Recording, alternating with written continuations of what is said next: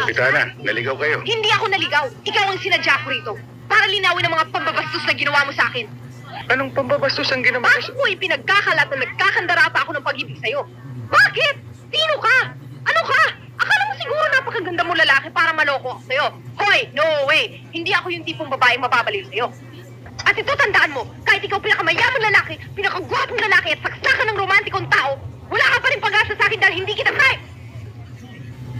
Teka, ang sinabi ko lang, maalat yung adobong linuto mo. Eh di binastos mo rin ako.